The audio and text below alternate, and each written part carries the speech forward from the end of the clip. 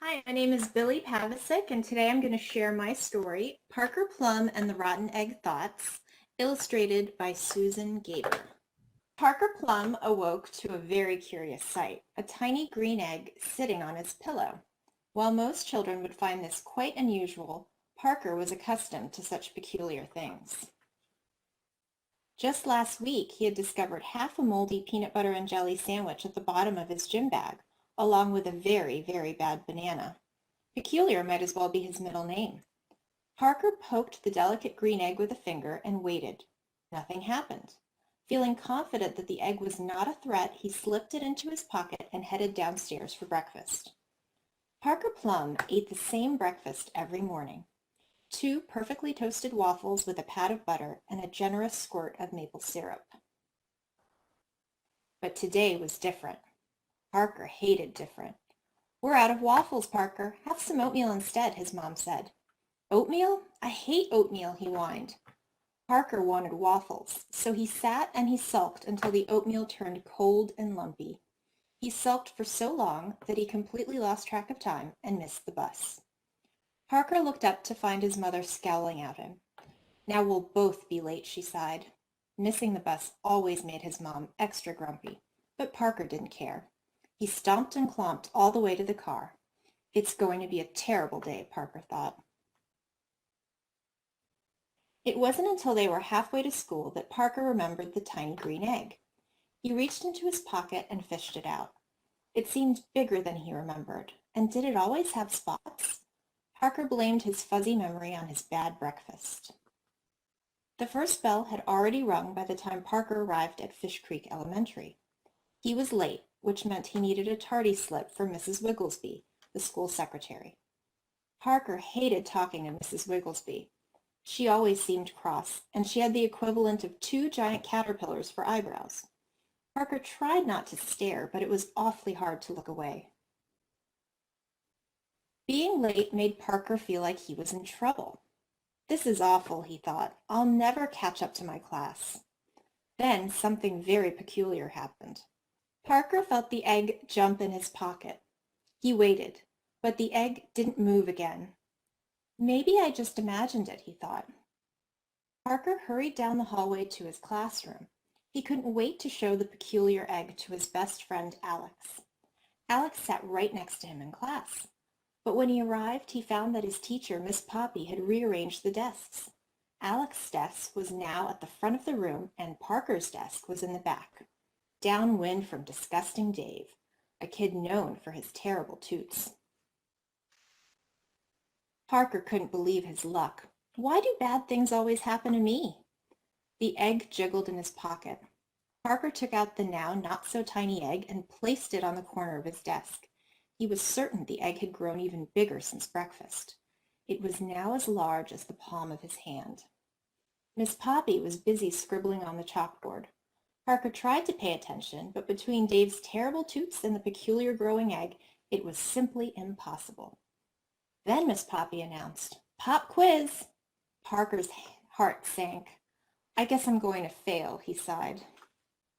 Suddenly, right before his eyes, the egg doubled, then tripled in size. It was now so large that it covered most of Parker's desk, which made writing very difficult. This was very peculiar, even for Parker Plum. By lunchtime, the egg was huge. Parker couldn't even lift it, and he needed his friends Alex and James to help him roll it down the hallway. Squeezing a giant green egg through the double doors of the school cafeteria took quite a bit of muscle. The boys huffed and puffed. They pushed and shoved until finally the egg slipped through the door with a loud pop. Together, the boys perched the giant egg onto a chair at the lunch table. Parker stared at the enormous egg beside him.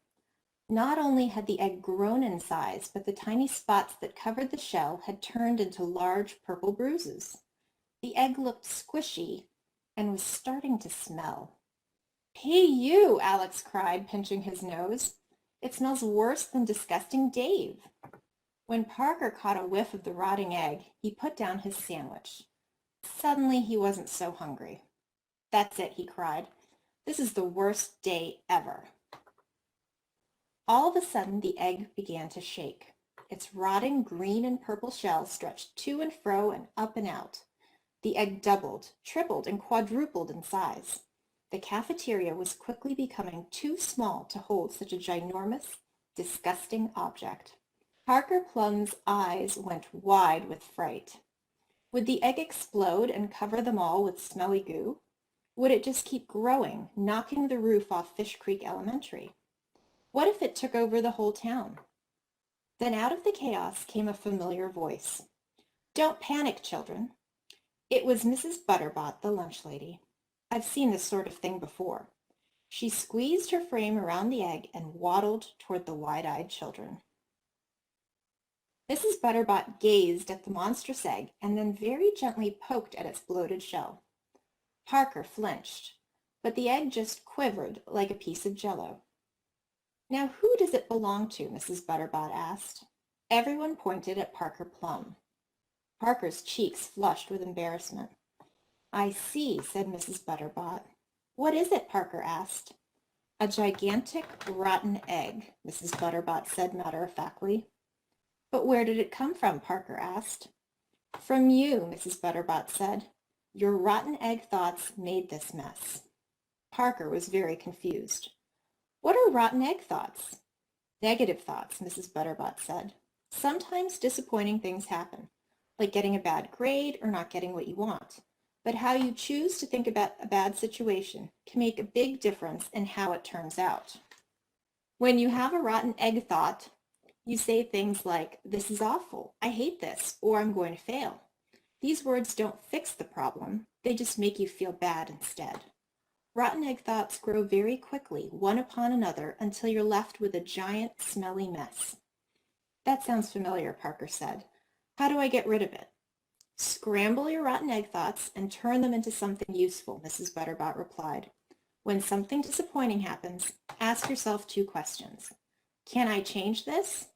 Are there any good parts hidden in the bad?" "I don't know," Parker said. The whole thing seemed ridiculous.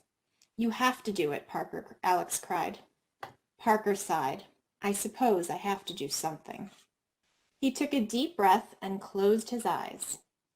Parker thought about the bowl of oatmeal his mom put on the breakfast table instead of waffles.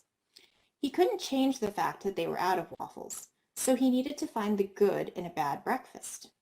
"Oatmeal really isn't that bad," he said. "It's good to try new foods."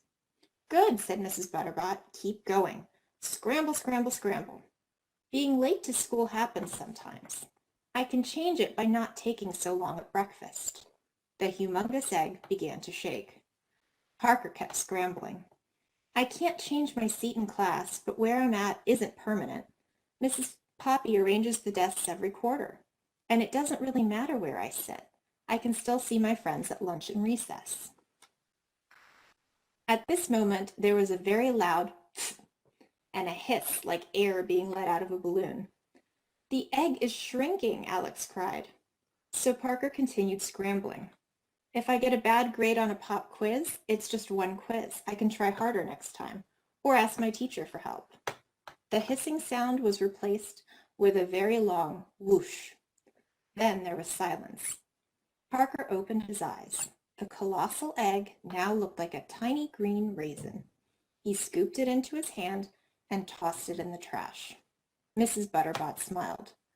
Parker Plum had successfully scrambled his rotten egg thoughts. Everyone cheered. That evening, Parker didn't want to do his homework. Homework was boring, and he wanted to play video games instead. But Parker knew that rotten egg thoughts only made his problems worse. So he asked himself 2 questions. Can I change this? Are there any good parts hidden in the bad? Parker couldn't change the fact that he had homework, so he scrambled away his negative thoughts about it. Homework helped him to practice what he learned at school, and when he focused, he completed it quickly. Parker even apologized to his mother for pouting and making her late that morning. Parker had learned that disappointing things happen sometimes, but how he chose to think about them made a huge difference. And after all the trouble at school that day, Parker Plum would never let his rotten egg thoughts grow into a monstrous, smelly green egg again.